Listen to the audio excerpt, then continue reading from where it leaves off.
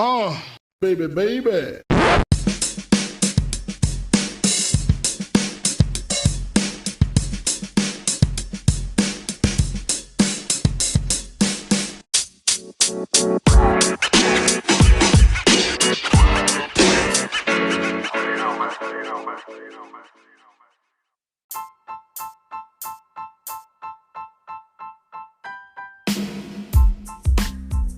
Hello listeners, it's your boy NotoriousSA, aka Steve Anderson, aka Amateur NFT Art Dealer.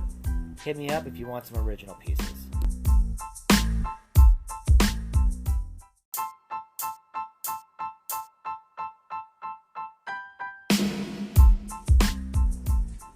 I hope you're all doing well. I took a nice month off from podcasting or writing. April was my birthday month. So thank you to everybody who wished me a happy birthday. Turned the ripe old age of 32. So I'm in my 30s. So as the old saying goes, my life is over. I've basically missed all chances to travel and to have fun. And I basically had to succumb to adulthood. Which, you know, such is life.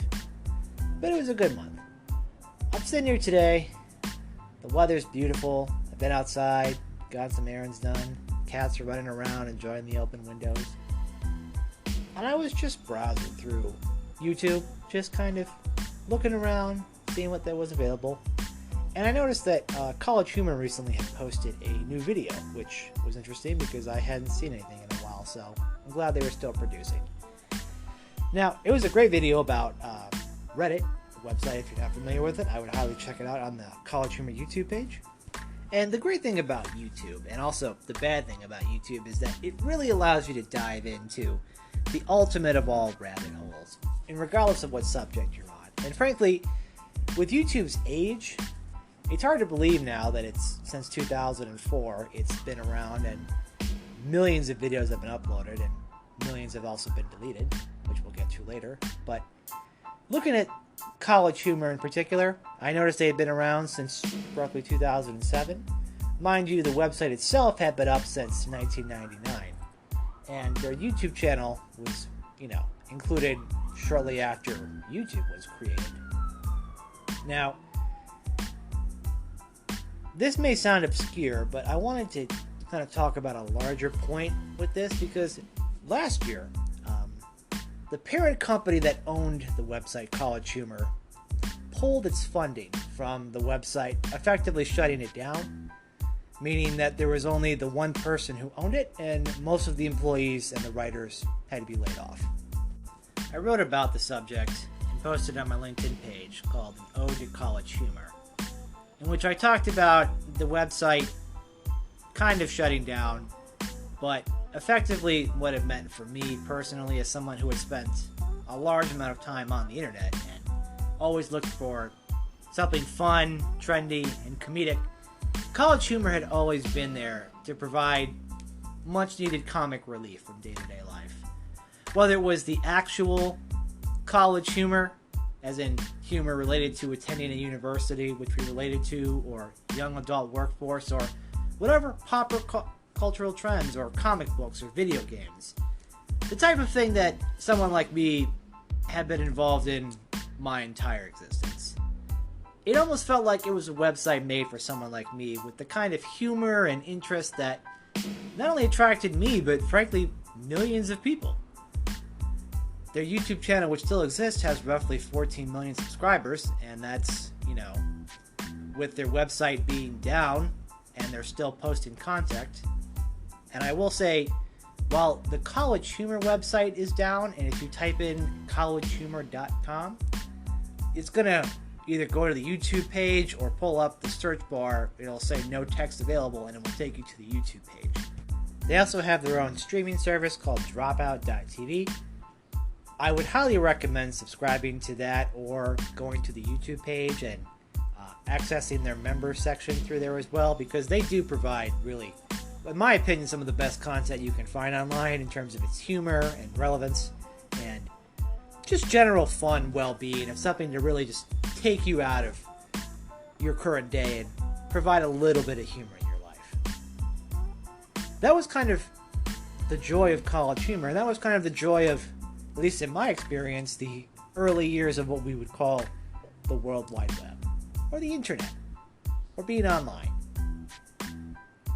It seems very different now than it was when I was a younger person. And being slightly older now and having a generation of kids grow up after me in which the internet as we know it not only already existed but was on track to become the ever constant presence and useful tool in our lives, it made me think about the brief moment of time when we were all just kind of starting to begin the kind of connections that we see. And you may remember in the very early days, and to give you some context here, CollegeHumor was founded in December of 1999. Now, if you want to think about what the internet was in 1999, you're probably thinking really overvalued tech stocks, pets.com, the beginnings of AOL and Amazon, dial-up internet, eventually leading into cable modems, and the other fun stuff that if you're a technological person, you know what I'm talking about, and if you don't, you probably still remember having a computer room and the sounds of AOL trying to log on through your phone line. It seems almost archaic now, considering the fact that everybody has a supercomputer in their pocket that allows them to connect to it whenever they want, and frankly, is probably, let's face it, always connected, whether it's through your Wi-Fi signal or your cell phone signal. It went from being something that was difficult to get on to something that it's almost impossible to get off of. In both a good sense and a bad sense. But I'm not here to talk about necessarily the addiction to the internet that most of us have. I want to talk about something a little bit, I guess, strange or peculiar to me, but I think is slightly larger and something that we may not be thinking about. So not that long ago, my wife and I were binging through a show we had seen before, Workaholics from Comedy Central. If you haven't seen it, hilarious. Please watch it. Very funny. Now, while we were watching this show, I remembered on CollegeHumor, in fact, being that the primary audience was there, and being it was from 2011 when the show started, there was a promotional done on the website for CollegeHumor in which the Workaholics crew posed as employees who, at first, they thought were hungover from last night, but it turns out the crux of the sketch is that they have been hungover since the year 2006. And it is in this time frame 2011, so hilarious, right? And it's a typical Workaholics skit. It's funny, it's promoting the show. I wanted to show it to my wife because I thought it was hilarious. And when I tried to pull it up, you can't find it. You can't find the sketch anywhere. Now, because this was an advertisement essentially on CollegeHumor's website, one would think if you could go to the website, you'd be able to find it, but the website no longer exists. It's not listed on the YouTube channel under any video, and because it was considered promotional material, there's a good chance it may have been swept away with a large wave of other ads that have vanished into the realms of the internet. And I felt sad because, this was a popular show, this was a popular website, this was a funny video. There are links to it that says that it definitely exists and is there, and being the type of person that I am, going all the way to the Internet Archive, the website which archives the internet, to find it, but unfortunately, while the web page as it exists is there, the video that is attached is not available. So, we're left with a description of something funny, but no way to show you what it actually was. But it wasn't just this video. There have been others that I had remembered, or had come up in Facebook or Twitter memories about things I had done in the past and shared. And when I went to look at them again to relive the magic, the link is broken. It no longer exists. The website no longer exists. The media has been privated or removed. Copyright stricken. Basically a shell of what it was. And it's not just these two videos, it's dozens of links I posted. As someone who is a frequent user of the internet and someone who shares a lot of stuff online all the time, I would often have multiple websites or articles or videos that I found funny or interesting. I wanted anyone who was following me on these social media websites to share. But a large part of them have disappeared. As phenomenon known as link rot, where links are posted and you go to follow them years later and it turns out they don't exist, they don't follow, they go somewhere else. And essentially your best bet is to either find a cached version on Google, which unless you're very recent you may not get, or go into the web archive to see what it looked like, and when hopefully someone took a snapshot of it. And here's the thing, it's not just that. When you have a lot of interaction online, the assumption that we've gotten and was painted and sort of reinforced over the years was that if you put something online, it's forever.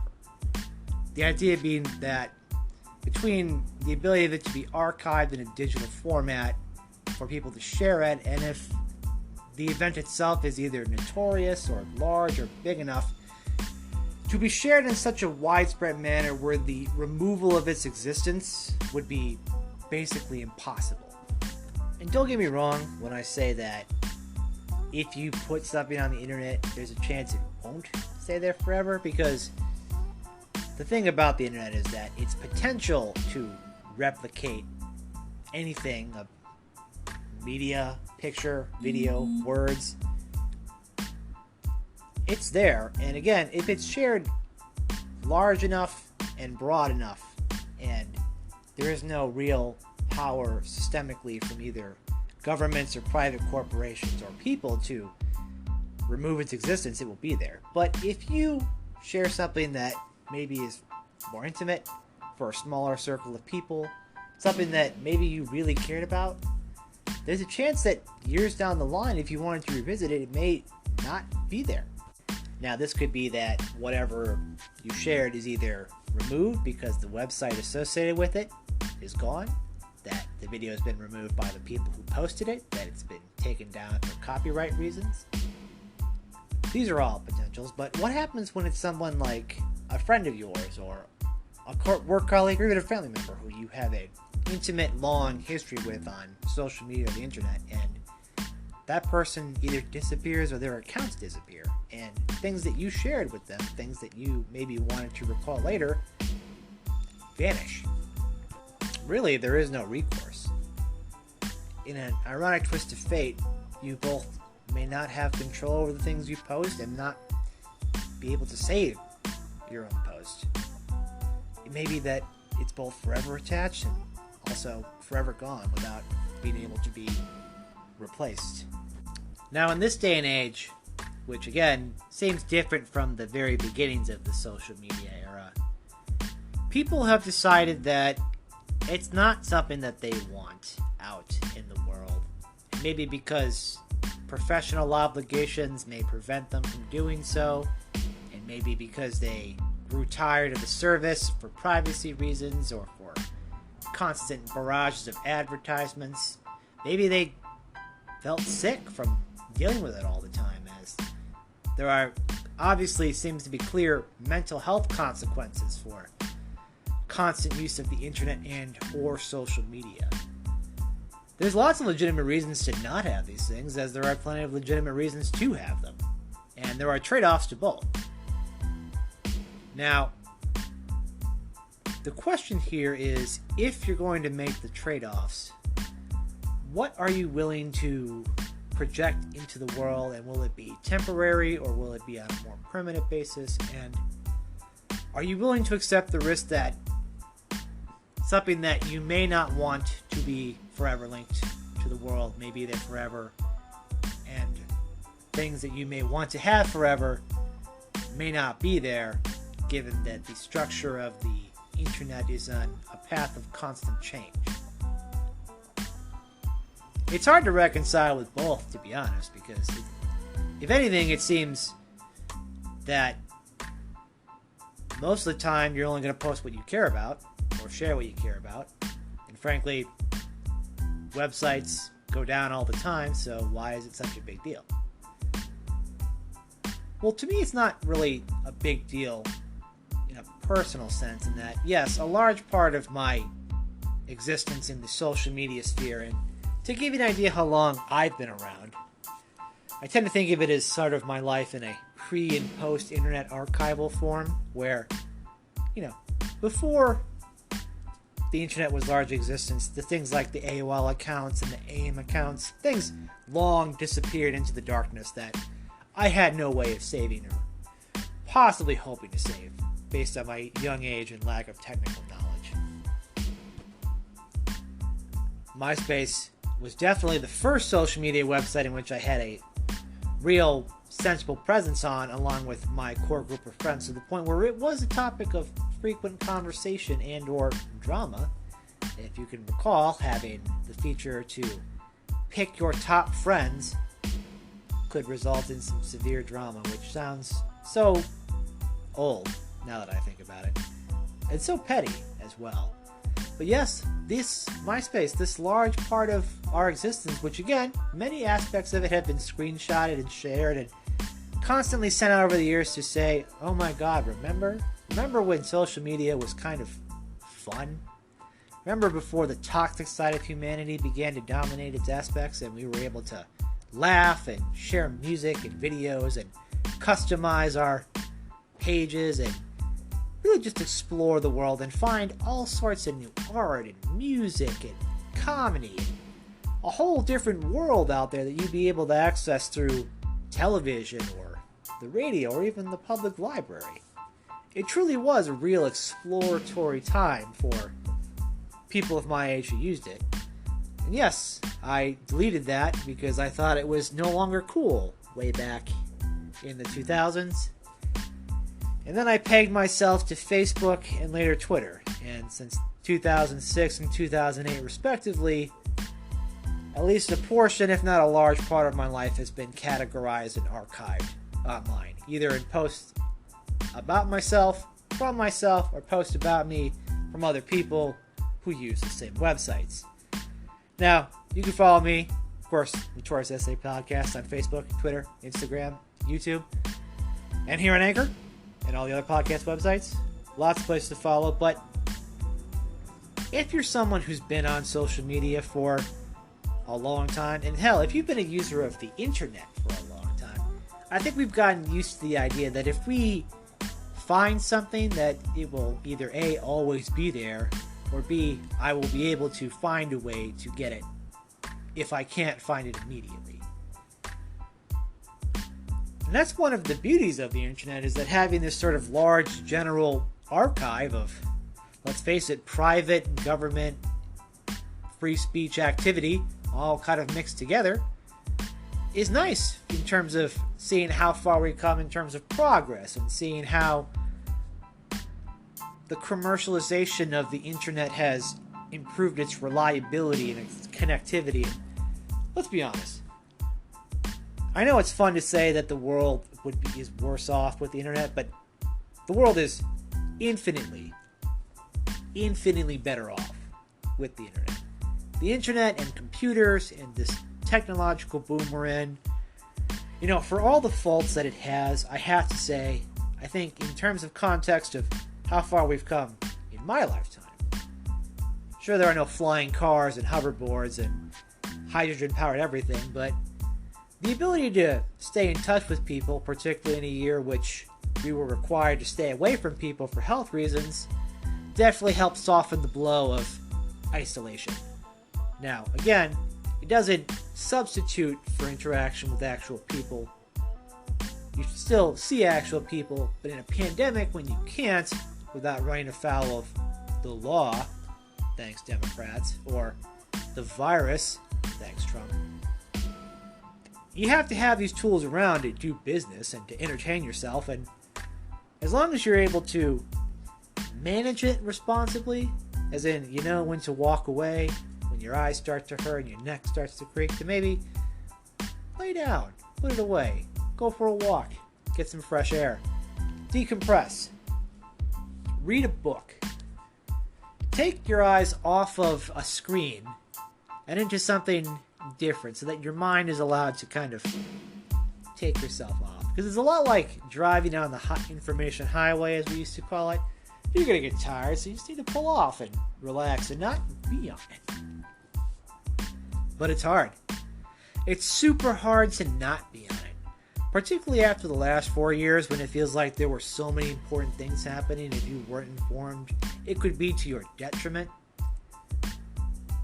whether it was what the former president of the United States said on Twitter, whether it was a viral video of something completely out of context ruining people's lives, or whether it was the constant stream of bad and sad and true and false information batting you from all sides, it's enough to drive a person mad.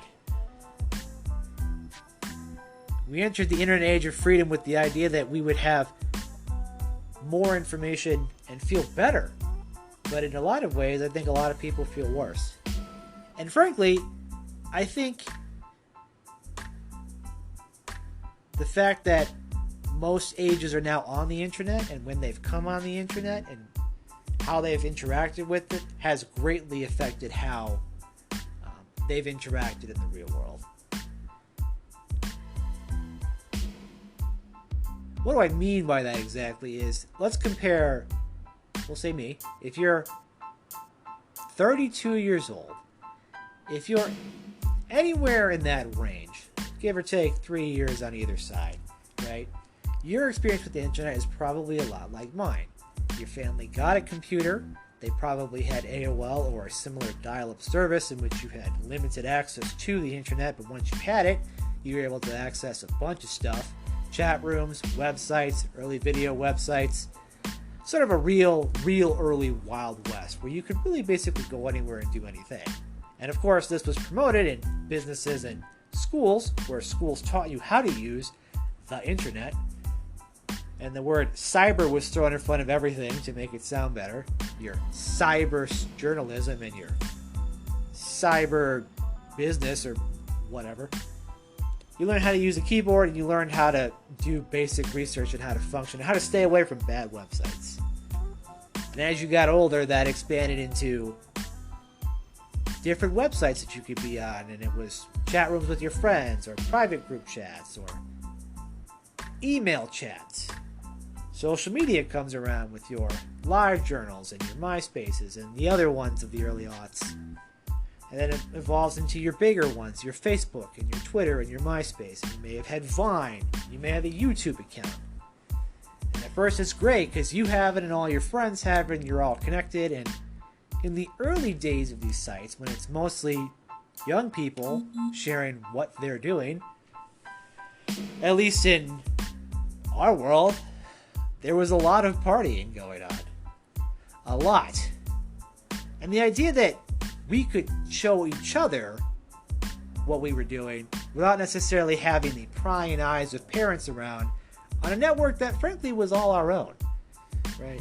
We could show ourselves doing the craziest of things, posting the funniest of links, stuff that was crude and amateur and probably politically incorrect now and probably not above board to do, but the very early days of the exploration of our creativity, I think, really inspired a lot of people that, frankly, may not have had the courage to otherwise act out or speak up. And I think that kind of cascading effect can be seen in today's people who are on YouTube and Instagram and TikTok and all the other people who went from the internet to TV and movies, and the other people who have gone from what we call the internet to all of the new social media where, frankly, I'm out of date. So the cycle continues. And you know what? That's a good thing. It's a good thing that people are allowed to express themselves via whatever platform they want. And frankly, for a large percentage of the population that uses it, I think it's not the predominant factor of their lives, but it's definitely something that, at the very best, helps you stay connected and reminds you of good memories and helps you look forward into the future and stay informed. On the bad side, it's QAnon, it's the death threats, it's the constant barrage of spam and misinformation, it's family members blocking each other over political disagreements, heated in the moment. Again, sometimes screenshotted and archived, saved for years to come. It's people diving down rabbit holes of bad information and misinformation and disinformation and bad financial incentives that cause them to fall into traps and prey upon people who are using that curiosity or fear for their own financial gain. It's the darker side of it that I think a lot of us thought we maybe could avoid, but like any human technology, we can't. As the old saying goes, this is why we can't have nice things. Now, there are both good and bad reasons to remove media from the internet in a way that basically minimizes its impact, but in a sense where we could maybe never truly erase large enough scale events or projects or anything of that nature. The fact that some of it is good and will disappear, and the fact that some of it is bad will disappear, may just be the cost of humanity being bad at judging what is good and what is bad. And maybe that because there's so much of it, the idea of trying to archive every single thing that anyone does all day is too much. The human brain, on average, can't remember everything, so trying to remember everything on top of that and trying to have your phone or computer, these fragile devices that can fry and break and lose everything, it's mind-boggling. But here's the thing. If you look at something like, we'll say, CollegeHumor, where if, again, you wanted to find something on there, such as maybe finding a hilarious story I wrote in once about a woman complaining about heavy metal music in my Jimmy John store, the heavy metal music being Maroon 5, or actually a contest I had won in which I made a funny joke and I won a stuffed zombie doll. So, again, big fan of CollegeHumor. Use it a lot.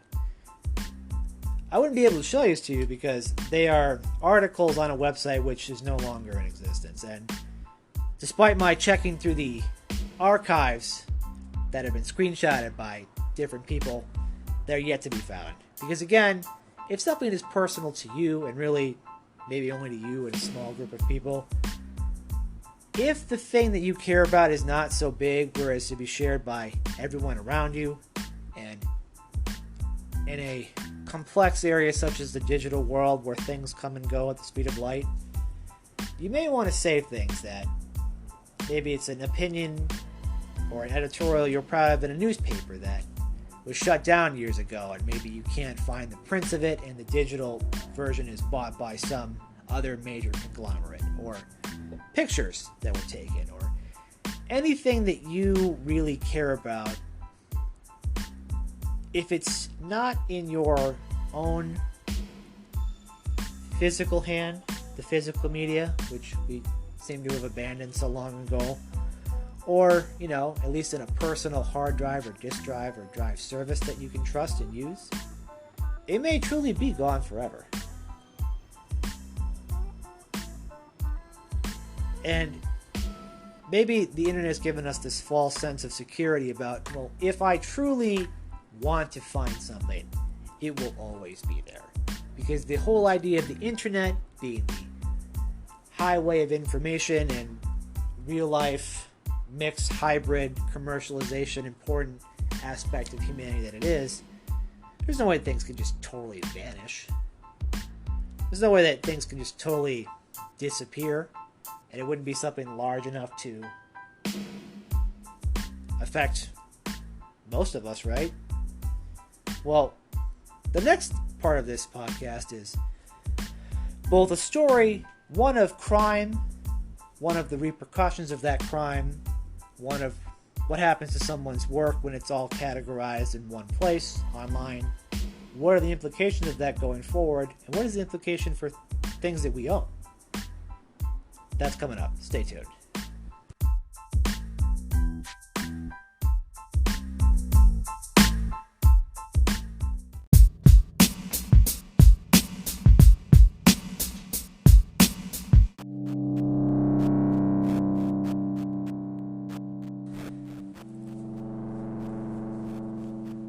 One case of rise, fall, and infamy in social media is the case of Austin Jones, a singer who, through his YouTube channel, was able to gain millions of views and hundreds of thousands, later millions of followers. Now, if that name vaguely sounds familiar too, it's because Austin Jones, while famous for music, he is most famous for, and currently serving a prison sentence for being found guilty and convicted on charges of child pornography. Now, this stems from him using his influence as a massive social media star and musician, built up over years on sites like YouTube and MySpace and other social media networks that are there. And I will say that if you want to learn more, I'm not going to spend too much time on it because the case itself is both fairly straightforward in terms of its prosecution and its sentencing, and also interesting in the sense of if you read the court documents about Austin Jones's life, which I didn't know anything about him before it, and again, he pled guilty, and what he did was very bad and unexcusable.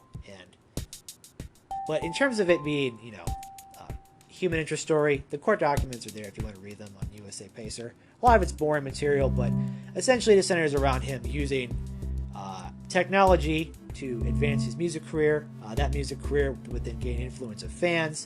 A lot of these fans are younger. He would then convince those younger fans to send him sexually explicit images, which is the production of child pornography. All this, again, court records, pled guilty to, it's all there. Now, mind you, this particular person had a reputation before this event happened. He performed at different concert venues that are actually relatively well known, such as Warped Tour. And if you look back in 2015, this same person, Austin Jones, was accused of, again, being sent inappropriate videos by younger people, which he claimed were dancing videos.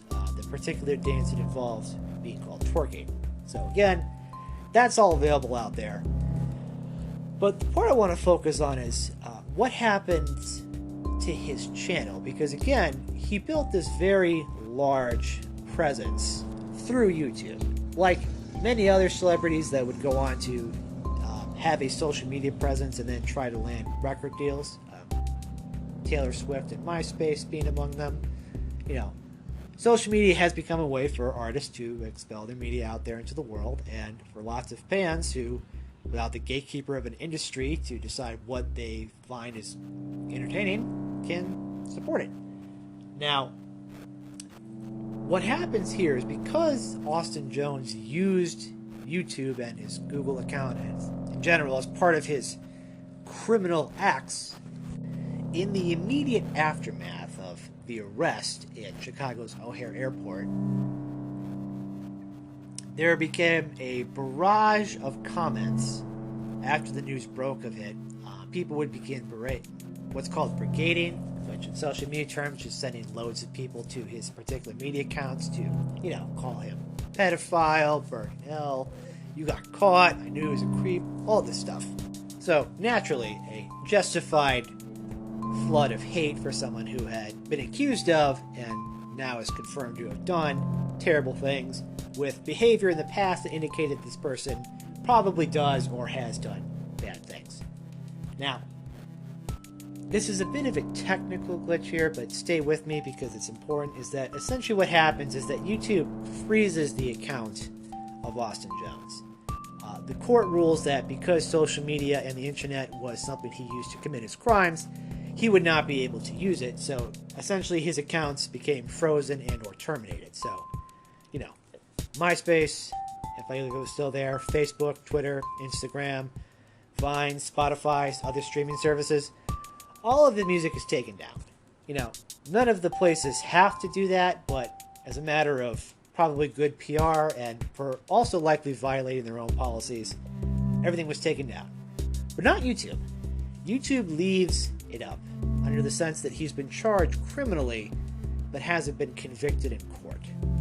Now, over the next few years, while this process plays out, it's pretty straightforward. It's just a series of procedural things that happen. YouTube disables all comments and prevents videos from being, no, there's no advertisements. You can still share them, but it's very limited, and you can tell it's essentially being hidden away. Now, it's a very bold choice to keep this sort of stuff up, to keep the views going on this particular channel and for people to use it, but for the artist to be totally suspended and locked out of it, and also for it to, while being credibly accused of being used as part of a criminal conspiracy, to also stay up while all the other sites had been shut down. So after the trial plays out and Austin Jones pleads guilty and is sentenced to approximately 10 years in prison, there is a bit of a scuffle about people saying what's going to happen to the material on this channel, right? And the primary concern here is that because it was used in the commission of these crimes, all of this music that has been generated in the music videos and his personal videos, all of this is still up. And YouTube initially says they are not going to take it down, and after a major backlash and basically reminding them of their own policies, they then deleted his channel. So millions of subscribers, which at this point had dropped down due to the fact of his negative publicity and people not wanting to be associated with him, the comments being turned off, the views, the videos, all of the work that had been put up on there over the course of 10 years vanishes overnight. And frankly, while you would think that this particular musical artist, who may not have been the most famous of artists but had a relatively large fan base, particularly online, would have a archive of presence to be found, really the music, all the other photos seem to have just vanished. Now, part of this is probably because people, if they had pictures with him, deleted them or removed them. Other pictures of him come from people who've come forward claiming to be victims. Not claiming, but they have screenshots and proof to be victims of his, what turned out to be a pretty consistent pattern of bad behavior. Consistent, sexually inappropriate behavior. And essentially, overnight, a person who, had a career and had success and was a successful musical artist with lots of influence on the web disappears over the course of hours. And now it's almost an afterthought. You can still find mere videos of his most popular songs, but most of Austin Jones' content has basically vanished from the face of the earth. Likely for good reasons, as someone like him who used the internet in what we've all known is the worst possible way, which is to lure the young and the innocent, and to do explicit, unspeakable criminal acts, is truly the worst fear for most people. Most adults, the greatest fear we've always had. And for the work to disappear is not a great loss to anybody, but it sets a precedent that if an artist uses these kind of platforms for this kind of inappropriate activity, or is accused of this kind of activity regardless, that their content shouldn't be on the major streaming sites, whether it's Spotify or YouTube or anything else. So with someone like Austin Jones, who is in this respect of the music industry, a somewhat bit player, who is mostly famous for being online famous, can vanish. But what if it's someone with a much larger presence, a much more culturally ingrained presence? What if it's somebody who we know has been accused of things in the past, and as of this moment hasn't been convicted, but is facing a litany of severe criminal charges? What happens when that musical star is R. Kelly? I'm sure you know who R. Kelly is, and if you're not, R. Kelly is a multi-platinum recording musical artist who is currently facing a list of charges of sexual assault and a whole host of others in different jurisdictions for different crimes across the country. And I'm not a lawyer. I can't speak to the future of the cases. I can only speak to what I've seen in terms of the documentaries that have been made about R. Kelly, the past behavior of R. Kelly, the interviews of R. Kelly, and what the criminal prosecution has said of R. Kelly, both in public and in court filings. And I am not one to make a prediction, and of course, he is innocent until proven guilty in a court of law, legally speaking. But I don't see a way that R. Kelly avoids a criminal prosecution and conviction. And in his defense, in 2008, he was accused of, again, child pornography in what was a shockingly widely distributed and culturally mocked incident of assault of a child, and we basically just wrote it off, and he was acquitted, and we sort of just went on with our lives like that was the end of the story. And as anyone who has seen the documentaries about R. Kelly, read any of the news reports, the court filings, or watched R. Kelly try to defend himself, they probably are aware of the behavior that he honestly never got over and never stopped doing, and is only now in a post-Me Too environment facing true accountability for his actions. His music is still up. His videos are still up.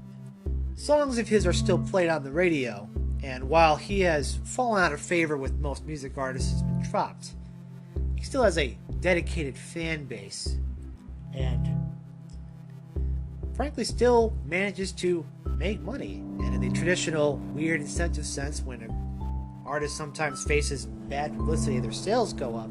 R. Kelly apparently had a bit of a sales boost after certain services said they would no longer stream his music, but many others have left it up, and of course music is still being played, artists are still leaving their collaborations up with him, and it's a very different environment than it is with Austin Jones. Now, it's entirely possible that R. Kelly is either acquitted on some charges or convicted on some charges or convicted on all charges. It's also technically possible he could be acquitted on all or most charges, but I very much doubt that's going to be the case. What happens when he is officially convicted of the crimes, of some or all of the crimes he's been accused of? Considering the fact that part of that is the same kind of style as what Austin Jones has been convicted of, the same methods, the same general background demeanor, and the same general lack of respect for the victims. You wonder, in what sense is it fair that one artist disappears off the face of the earth and goes into prison, and another, while incarcerated awaiting trial, manages to have a big rise in sales? Although I don't think it's enough to cover what apparently is a very messy, unorganized financial life. So the key difference is, why is it that in some cases the internet and the media is able to basically remove someone from existence, the parts that would essentially, not be about the documented crimes, but in other cases we have a much different standard where, we can separate the artist from the art, and we have multiple collaborations with multiple artists across multiple decades, none of which has anything to do, in terms of the artist working with him, questions about their credibility at all. So what do we do? Well, for one, it would essentially be impossible, at least in my opinion, in the event that someone, R. Kelly, is convicted and a similar precedent being set that most streaming services remove his music and YouTube suspends his account, what you would essentially have is a free-for-all in terms of trying to find music by R. Kelly. Now, mind you, again, what happens to songs that aren't his that he's in is another question. Do artists voluntarily drop those? Which many may. A lot of people may just say, it's not worth the hassle. They'll just remove it, right? Maybe versions of these, because they were popular songs, will be archived somewhere else to find later. But honestly, I don't know what the right answer is. I guess it's up to each private service to decide if they want to continue to carry music of R. Kelly's now or after the legal issues have been adjudicated. And I'm sure lots of people have private MP3s or CDs that they'll have, and I'm sure there'll always be some sort of market one way or another for such a large presence. But what happens again?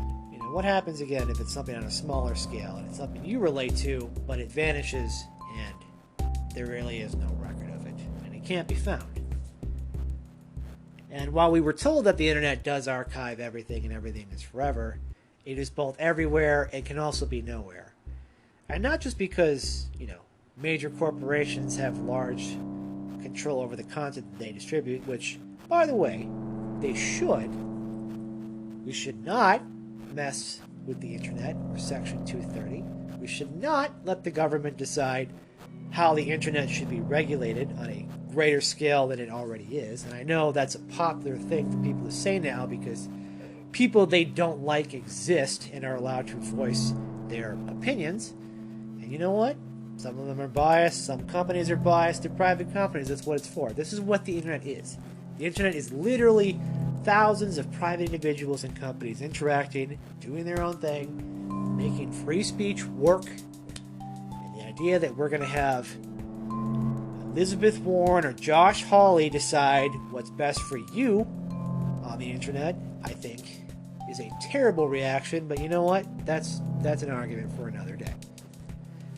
The larger issue here, and what relates me back to my original theme of college humor, is what happens if material that you've enjoyed that's online, in the online space we live in which you were told it was forever and you could always find it, it may not be there anymore. Whether it's a website you used to frequent, something that you've contributed to, something that there's pictures of you or by you that are on, videos that you made or may have been in, things that you may want credit for, things that you may want to make sure no one else knows exist. What is your recourse to have something like this? Honestly, there's not a lot you can do. And for reasons that are complicated and mixed, the internet is a very wild, complex place, but it's mostly in the sphere of the private sector.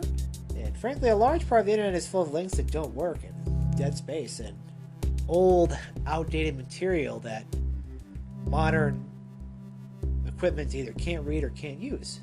You know, the physical media as well becomes hard to use. You can't find stuff on a floppy disk or even a CD drive. You may have a thumb drive at best. And frankly, that's sort of the way that the digital evolution has gone, which allows us to fit a lot more stuff on a lot smaller bits. But it's also made it more, in a sense, fragile, in that if it's been trusted to somebody else, a corporation or a website, that can disappear in the blink of an eye and all of it can be gone, with your best bet hoping that either you or someone else recorded it, that's what you get. Not to mention what happens to art from people that are no longer considered good people. Do we just keep it up? Do we just refuse to use it? Do we separate the art from the artist? Can we just remove it entirely? And again, unless it's in personal, physical, or downloaded form, if it's entirely within the purview of either one service online or multiple services, it can all disappear in the blink of an eye. And for people who have used it for bad, nefarious means, by all means, remove them. Take away the things. They're all private companies. They can do whatever they want. As long as there's public court documents about what happened, I think that's fair enough. But what happens to stuff that you like?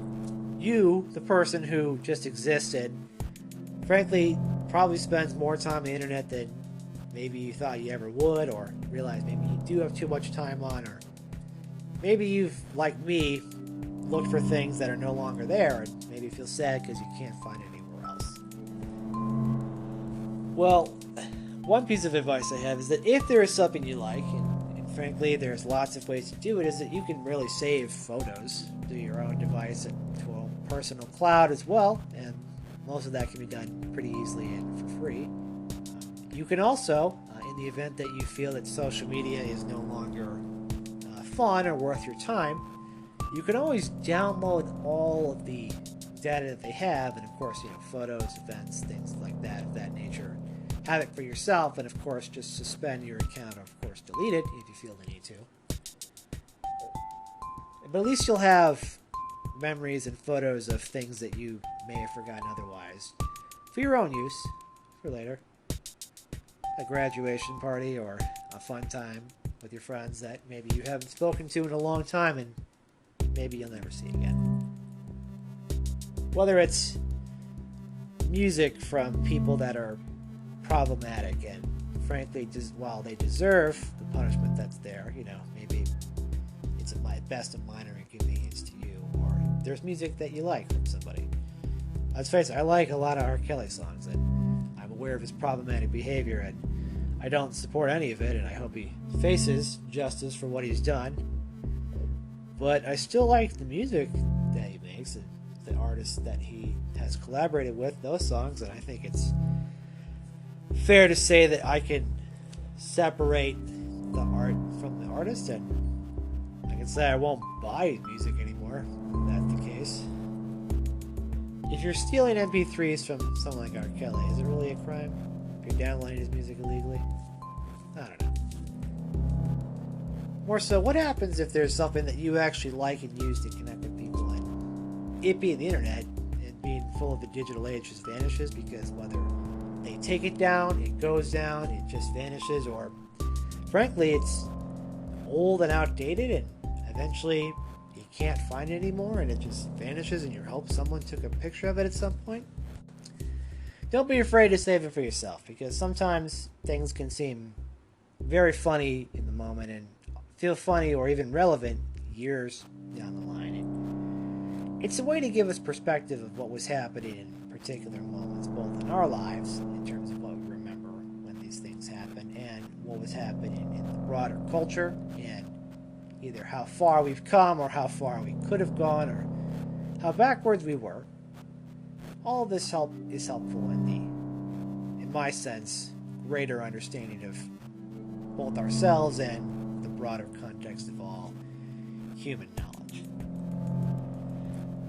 It's sad because, and I guess maybe this is all just about me having a place I could go to every day that usually, had something funny for me to look at and made me feel better.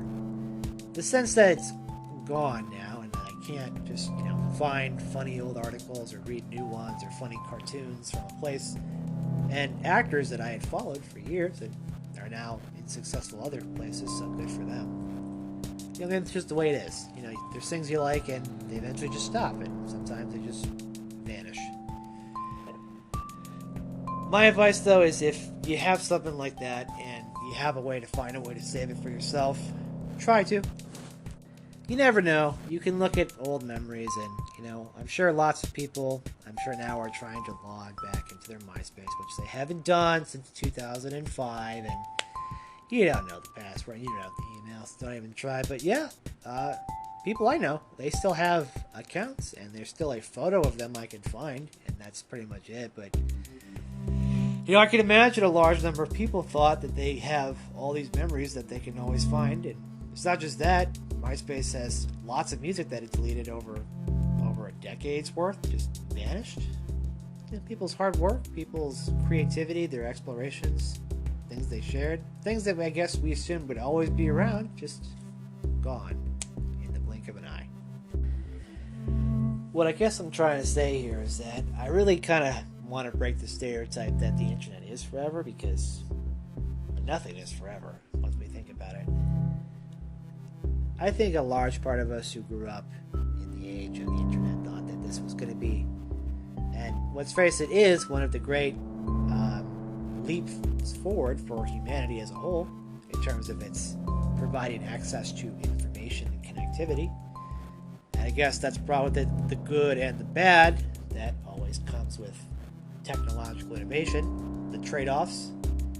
We can connect better, and it means that people can connect to other people across the world, or connect to their own elected leaders, and the elected leaders can connect to their people. So it means that people can connect to the President of the United States on Twitter, and he can retweet all the nonsense he wants. It means clips of injustice and clips out of context can be shared at the speed of light and it means human emotion can be triggered at any time, any place, anywhere, because everything is recorded on cell phones, traffic cams, body cams, video cams, webcams, TV cameras, streaming cameras. We've essentially begun to document most of our lives all the time. It's almost too much. But what's happening is that if we're going to keep documenting even the most minute of circumstances and all of the times of anger that we've had in our lives, we may not have space for the places that gave us joy. The places that gave us that early sense of connection and friendship with people who we haven't seen in years or we see every day and are able to connect with afterwards. And, the general sense of closeness and bondness that, in a proper context of the internet, I believe, really has been able to help. It does allow us to, at least in the very briefest of sense, catch up with what people are doing based on how often and how comfortable they feel about sharing. And for a lot of people, that seems to be a lot, and for a lot of people, that's never. But it's nice to see on occasion a friend is engaged, or has found a house, or a newfound employment, or post something funny, or post something, retro that I enjoy, or post a memory that I have forgotten long ago. These nice little interactions that help kind of make the internet what at least I think a lot of us thought it was meant to be. It was a place to just connect with people. And sure, we can't replace all human interaction with digital interaction. We tried with the pandemic, and I think we saw what the cost of it was. While it did allow us reprieve, I think the kind of isolation and built-in digital information systems that we have for a lot of people led to a constant exposure of either bad news or false news. An anger that justifies responses, and also unjustified acts of belligerent violence. Maybe it's the pandemic talking, but it seems like we've been on this course for a while, and the idea of the connectivity that we have is always going to catch up, that if we're always in constant contact all the time and sharing every moment, good and bad, that maybe we're just going to drown out the unique funny moments in life. And maybe it's hard to find joy in those moments. But we can try our best to do so. I think there's a line between abandoning all social media and having the government come in to regulate all of it. I think that seems to be a fair compromise. I, for one, still trust these private companies, issues aside, more so with this kind of access to speech than having the federal government dictate what should and should not be allowed. Also, the fact that this connectivity clearly is still helpful for people who, for other reasons, cannot be in contact. And while, again, it can't replace all human interaction, if it can replace some, it can have it in good circumstances, I believe it can be really beneficial. We've worked phones and radios and television into our lives, and I don't think the internet is that much different a leap to as a way of interacting with people. But yeah, not having this kind of face-to-face conversation, at least at some point in the future, for a lot of people, is just going to be too much. For a lot of introverted people like myself, having a way to connect to the world and having a place for people who know me to see what I think and what I share has been helpful for me.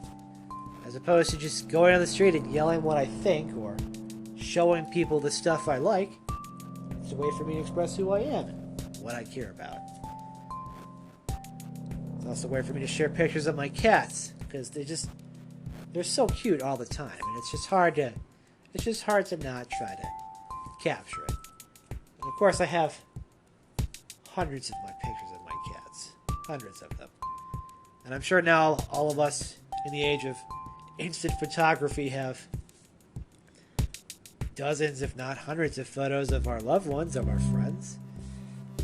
if you were a child born in the age of social media, odds are your life has been documented every year and almost to the day, right? And that's information that I think, at least in some cases, should be saved, because there's a good chance that if you're not big enough and important enough, and the thing you use to share all these important memories disappears one day, it'll just be gone forever. And unless you took some action to save that kind of info and the photos ahead of time, it can all vanish. You know what? In the same way that physical photos can get physically damaged and photo albums can get lost and take up space, and we can digitalize those photos and put them on disk, and those disks sit in spaces somewhere.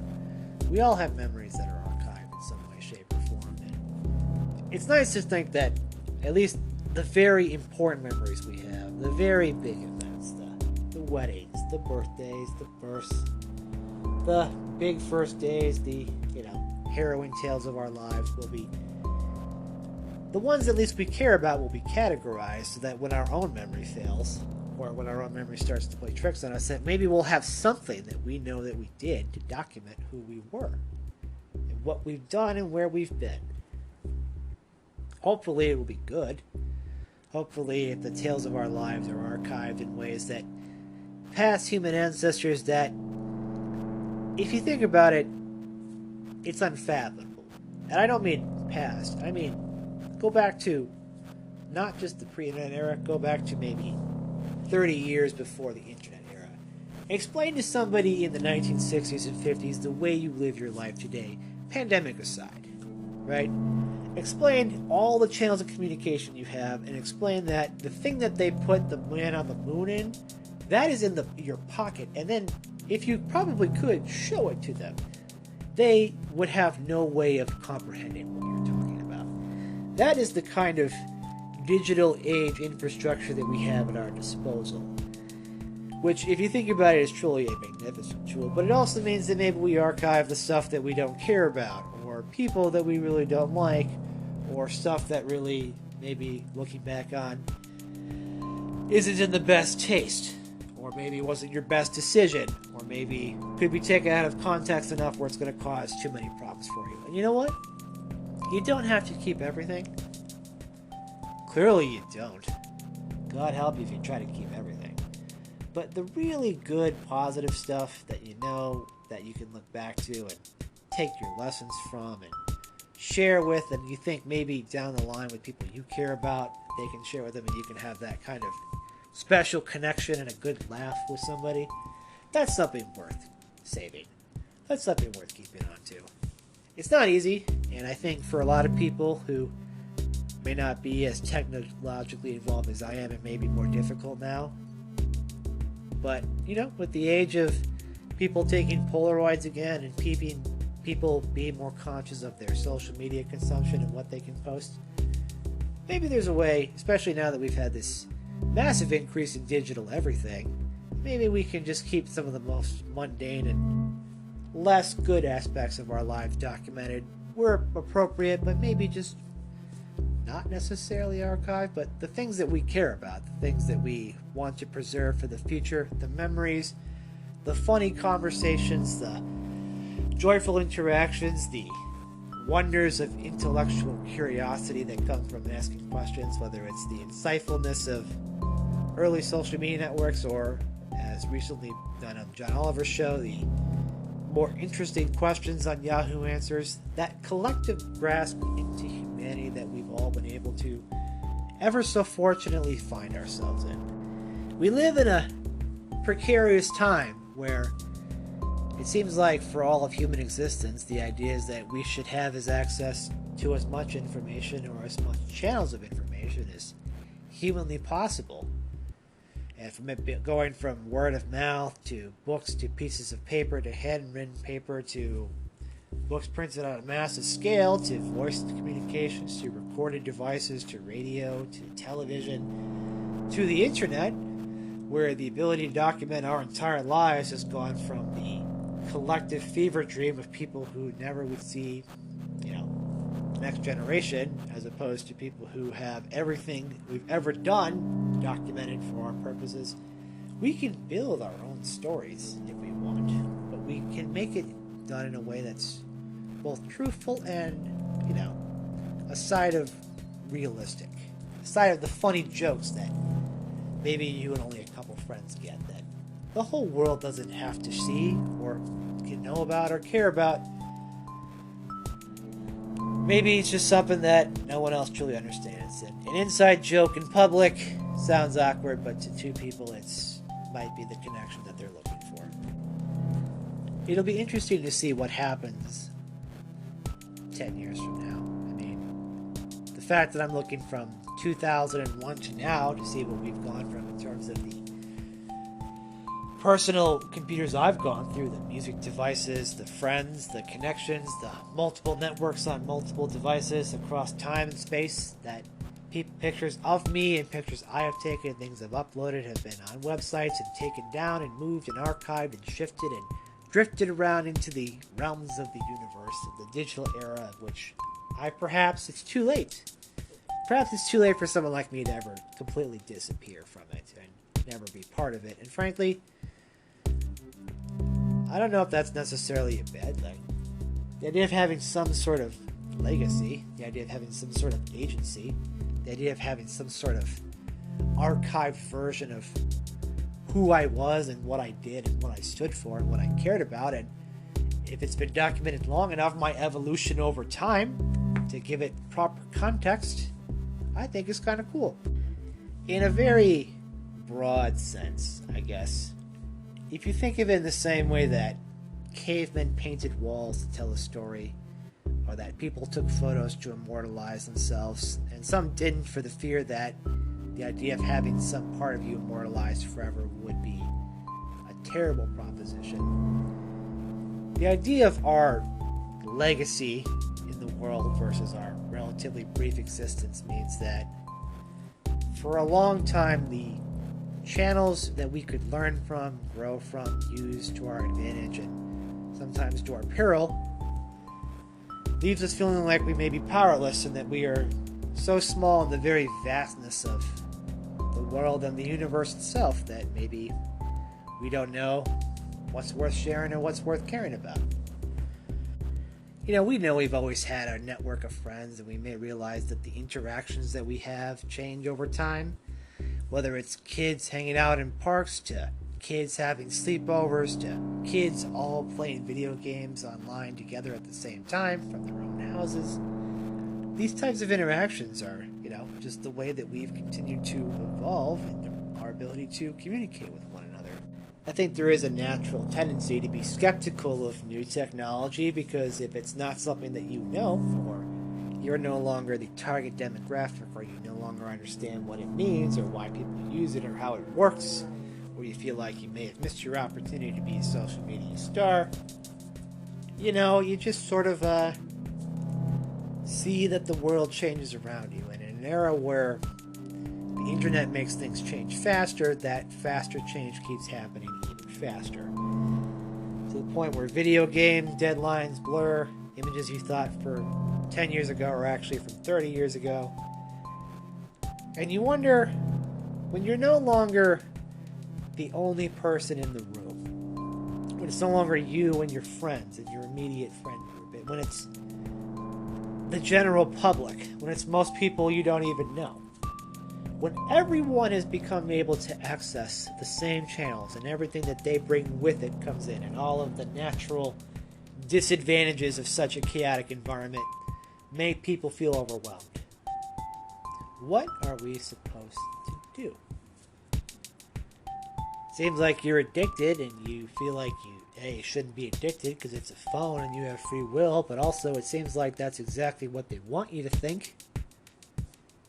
Maybe it's a little bit of both. I think a lot of companies get it, right? I think a lot of them maybe realize that in order to keep trying to, if they can't grow, then sustain customers, maybe think that, hey man, giving you the idea for occasional break is nice, and maybe they think about your mental health once in a while. Or the idea that the things that you share will be cared and taken care of, and you'll have a way to archive them and save them if you want to.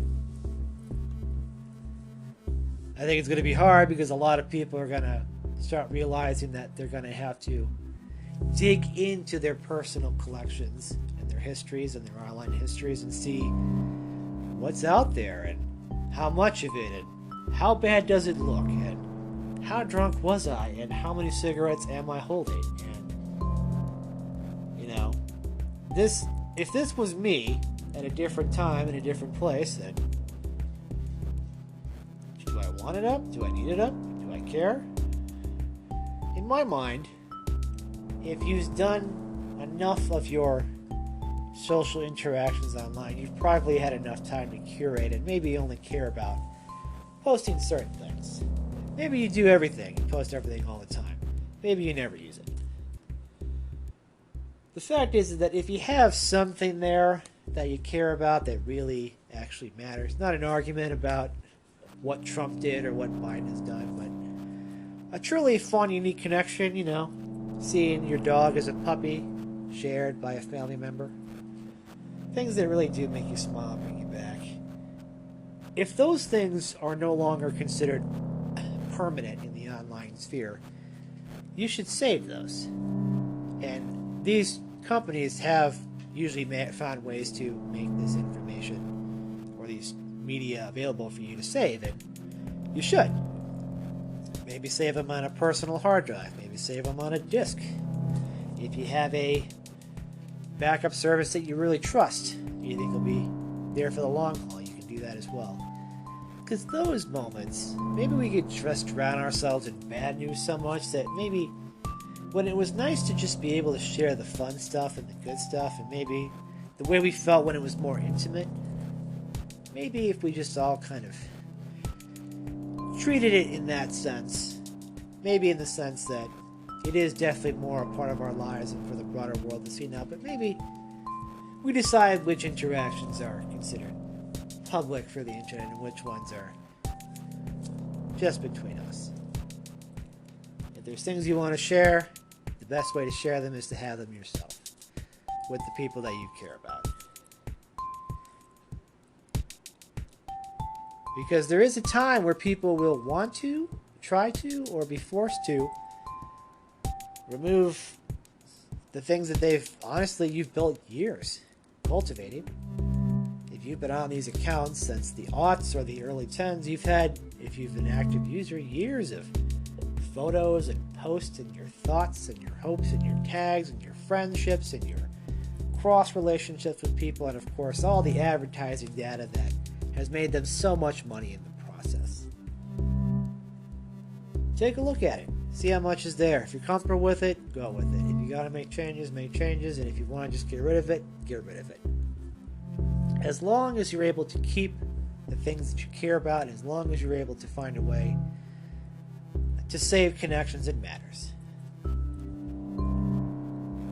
The idea that maybe that nothing really is forever and that the internet maybe truly ever isn't forever will make us think about the things that we post on there.